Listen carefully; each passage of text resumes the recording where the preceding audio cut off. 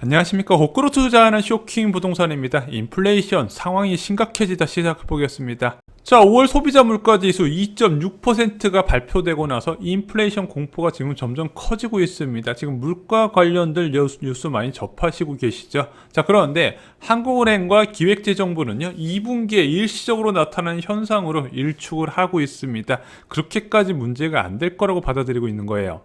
자, 이런 논쟁은요 미국에서도 굉장히 뜨겁습니다. 5월 28일 날 발표된 미국 근원 개인 소비 지출 물가지수 코어 PCE 지수가요 전년 동월 대비 3.1% 급등한 것으로 나타났습니다. 시장 전망치 2.9%보다 높았어요. 저는 이 수치 발표되고 나서 깜짝 놀랐습니다. 왜? 20년 만에 최대폭으로 상승을 했거든요. 자, 1990년대 이후에 이렇게 높은 수치가 처음이라는 겁니다. 자, 그런데 이게 웬만해서는 2%가 넘기 쉽지 않은 지표거든요. 왜? 미국인들의 직접 지출 말고도요, 뭐 신용카드로 직접 결제하는 거 말고도 의료비나 집세 같은 간접 지출까지 포함되다 보니까, 게다가 근원 개인 소비 지출이다 보니까 변동성이 굉장히 낮고요. 실제적으로 급격한 공급 부족 현상이 있지 않는 이상 2%가 넘기가 쉽지 않거든요. 근데 그게 무려 3.1%나 나온 겁니다. 이때부터 인플레이션 논쟁이 굉장히 거세졌어요. 그럼에도 불구하고 한국과 똑같이 재무장관은 일시적 현상이라고 일축했고, 연준 역시도 일시적이다 하고 진화를 한 겁니다. 자, 미국과 한국의 일시적 인플레 주장과 근거는 시기가 좀 다릅니다. 먼저 한국 같은 경우는요 일시적 인플레가 언제까지 오냐, 올 2분기까지 온다고 봤어요. 왜냐면은 6월까지, 작년 4월부터 6월까지 저물가와 저유가 기저효과가 있고, 최근에 작황 부진에 따른 농수산물 가격 급등이 나타나는데, 이게 날씨가 따뜻해지면 따뜻해질수록 전년 동기 대비 그래도 좀 안정된 물가 흐름이 나타날 것이다. 그러면은 전체적인 물가 상승률이 안정될 거다, 이렇게 받아들였던 거죠. 자, 그리고 미국 같은 경우는요 일시적 인플레 시기가 한국보다 좀 더 늦습니다. 2021년 내내 2% 넘는 물가가 나타날 거라고 봤어요. 근데 좀 일시적 인플레 요인을 좀 다양하게 봤습니다. 일단 작년 코로나19 봉쇄를 했잖아요. 미국은 아예 집 밖으로 못 나가게 했잖아요. 그에 대한 기저효과, 일시적인 공급 부족 상황, 마지막으로 3월에 지급된 부양책 효과가 나타나고 있다는 겁니다. 한꺼번에 사람들이 돈 받아가지고 지르다 보니까 공급 부족이 나타났다는 거예요. 그런데 시장에서는 이런 중앙은행의 대응에 더 불안해하고 있습니다. 왜?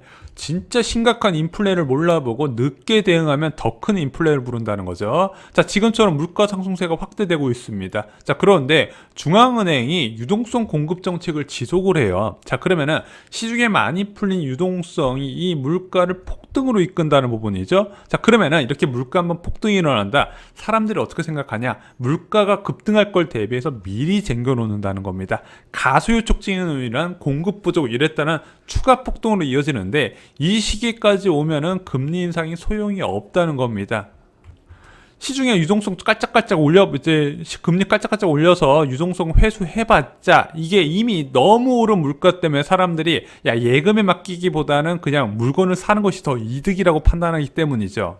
그래서 일반적으로 인플레이션 조짐이 나타나면 중앙은행의 선제적 대응이 중요합니다. 그래서 소비자 물가 지수가 치솟으면 이미 그땐 늦었다고 판단하는 거예요. 왜냐? 그땐 사람들 머릿속에 기대 인플레이션이 너무 치솟았기 때문에 예금보다는 물건 사는 게 더 이득이다. 그러면은 소비가 줄어들지 않기 때문에 파격적인 공급 증가가 뒷받침되지 않는 이상 인플레이션을 잡기 어렵다 판단하는 거예요. 그래서 과거에 좀 매파적인 중앙은행 총재들은요 생산자 물가지수를 보고 대응을 했습니다. 좀 유명한 사례가 과거에 김중상국은행 총재 2010년 7월에 정부 한국은행에서 목표했었던 물가 안정 목표치보다 낮은 소비자 물가 상승률을 기록했지만 생산자 물가지수 치솟는 거 보고 주요 국가 중에서 가장 먼저 금리 인상을 단행을 했죠. 그래서 시중에 넘치는 유동성을 미리 회수해서 인플레이션 시대를 대비한다는 거죠. 자, 그러면은 앞으로 물가 어떻게 될 것인가, 일시적 인플레냐 아니냐, 이렇게 논쟁이 커지고 있는데, 저는요 원자재 가격을 보시면 된다고 말씀드립니다. 자, 그런데 향후 물가 전망을 어둡게 하는 소식이 계속 나오고 있어요. 먼저 세계 식량 가격 지수 급등 소식입니다. 세계 식량 가격 지수가 10년 만에 최고 상승폭을 기록했대요. 유엔 식량 농업기구는요, 매월 곡물, 유지로, 육류, 유제품, 설탕 등 5개 품목군별 국제 가격 동향을 발표하는데 최근에 이번 달에 큰 폭으로 상승세가 나타났답니다. 자, 품목별로 좀 보면은요, 곡물 가격 지수는 전월 대비 무려 7.2% 상승, 전월 대비입니다. 전년 동월 대비가 아니라. 옥수수 가격 지수는 전월 대비 11.2%, 밀 가격 지수는 6.8%, 설탕 가격 지수는 8.1%가 급증하는 겁니다. 문제는 5월까지 상승세도 만만치 않았는데 5월에서 6월 넘어가는 시점에 더 크게 급등을 했다는 거죠. 자, 식량 원자재 가격은요, 국내 소비자 물가와도 밀접한 연관이 있습니다. 우리가 장바구니에서 직접 밀을 사는 경우도 있지만요, 간접적으로 소비하는 경우가 많거든요. 자, 그러다 보니까 라면 업계나 제빵 업체는 고민이 커지는 거예요.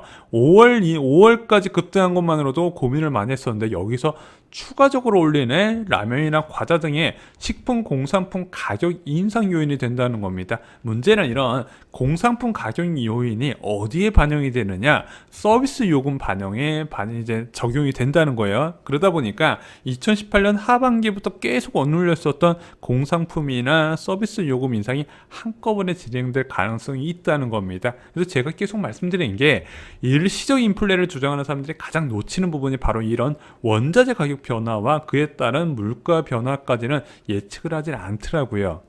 여기에 원유 가격 80달러 전망이 나왔습니다. 자, 그런데 올해 80달러 찍었는데 여기에 더해서 공급이 부족할 수도 있다, 이런 이야기가 나오는 거예요. 지금 유가가 슬금슬금 계속해서 올라가고 있어요. 올 초에 60달러 미만이었는데 이거 단숨에 지금 67달러, 그리고 현재 69달러까지 올라갔습니다. 브렌트유는 더 치솟을 거로 보여져요. 자, 모든 원자재 가격이 다 치솟고 있는데 원유 가격만 안 오른다, 이렇게도 좀 애매하잖아요. 그래서 투자은행 골드만삭스는 이렇게 이야기를 했습니다. 이란 제재 해제로 7월부터 이란 원유가 시장에 공급된다 하더라도 세계 석유 수요 회복으로 올해 4분기 브렌트유 가격이 배럴당 80달러에 이를 것으로 전망을 했습니다. 일각에서는 향후 3년 내 국제 유가가 배럴당 100달러까지 오를 수 있다는 전망도 제기를 했어요. 자, 그런데 이 원유 가격이 굉장히 물가에 큰 영향을 미치게 됩니다.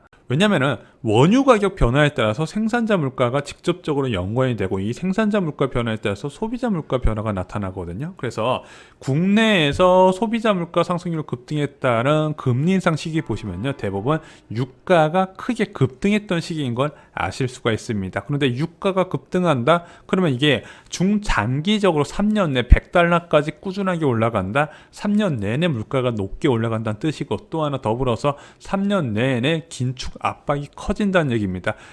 금리 인상 가능성이 계속 높아지는 것이고, 그 금리 인상이 부동산 시장에는 쥐약이라고 말씀드렸죠. 자, 마지막으로 미국 신규 실업수당 청구 건수가 발표됐습니다. 목요일날 38만 5천 건이 발표됐어요. 예측치보다 5천 건 낮았습니다. 자, 코로나19 이후에 첫 40만 건 하회했습니다. 가장 많을 때 이제 4월 2일날 발표됐을 때 무려 686만 명이 신청했었는데 많이 줄어들었죠. 그럼에도 불구하고 코로나19 이전 상황이었던 21만 대, 22만 대에 비해서는 여전히 높은 수치더라. 게다가 지금 문제가 되는 것이 미국 연속 실업수당 청구 건수가 안 줄어들고 계속 유지되거나 늘어나고 있어요. 자, 그런데 이것은 미국의 일자리가 부족하기보다는 정책 실패라는 이야기가 많이 있습니다. 추가 실업수당을 제공하는데 그걸 6월 9일까지 제공한대요. 어디 어설픈 데 취업하는 것보다 이 실업수당이 더 많다 보니까 사람들이 취업을 안 하고 그냥 이걸 받고 있더라. 그래서 오히려 일할 사람이 부족하다고 난리라는 겁니다. 자, 어찌됐든 5월 고용보고서가 미국 긴축 방향을 결정할 것으로 보입니다. 그래서 5월 고용 많든 적든 모두가 충격을 받을 것이다. 일단 오늘 이제 저녁에 발표되는 자료엔 두 가지가 주의 깊게 보셔야 돼요. 첫 번째는 미국 실업률. 지금 미국에서는 금리 인상 조건의 완전 고용 상태 3.5% 내외를 많이 이야기를 하더라고요.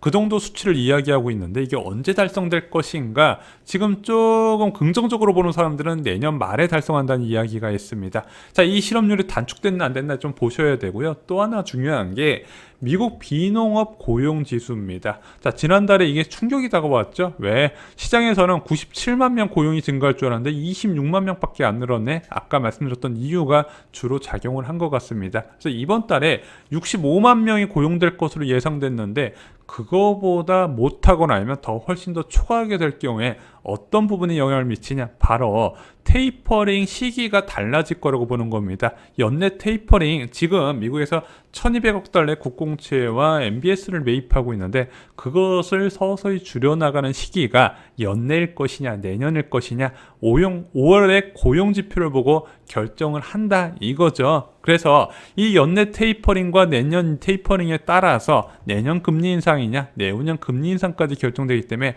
굉장히 중요한 지표가 될 것입니다. 그리고 이 미국의 고용 지표는요, 한국 물가와도 밀접하게 영향이 되어 있습니다. 왜? 미국의 빠른 긴축, 시장 예상보다 빠른 긴축, 올해 테이퍼링에 들어가고 내년에 금리 인상하게 되면 당연히 달러 강세를 부르게 될 겁니다. 지금 달러 강세가 좀 누그러뜨리다 보니까 국내 주식시장에 외국인이 계속 들어오고 있는 상황이죠. 근데 그 반대가 된다면 원달러 환율이 다시 치솟을 가능성이 있습니다. 문제는 이게 내년에 달러 강세가 나타나게 된다면 수입 물가 상승을 부르게 됩니다. 왜? 올해는 원달러 환율이 약세를 이제 낮게 유지됐었잖아요. 지금 1,100원대를 유지하고 있는데 이게 만약에 내년에 1,200원대가 되면 이거 역시도 물가 상승 요인으로 작용하게 된다는 겁니다. 그래서 내년에는요, 유가와 환율과 백신 세 가지에 집중을 하셔야 됩니다. 이 백신으로 인한 겨울 시기에 확진자 수를 유심 있게 보실 필요가 있다 이렇게 말씀을 드립니다. 자, 부동산 시장에서 가장 중요한 부분은 바로 금리 인상 관련된 부분, 그리고 금리 인상의 속도를 결정하는 것은 바로 물가라고 말씀드렸습니다. 그런데 중앙은행이나 기획재정부의 언급과는 다르게 이 물가 불안이 일시적으로 2분기에 끝나는 것이 아니라 중장기적으로 이어질 가능성 지표로 계속 확인이 되고 있는 부분입니다. 부동산 시장 참여자분들 주의를 하셔야 됩니다. 좋아요, 구독, 공유 꼭 부탁드립니다. 감사합니다.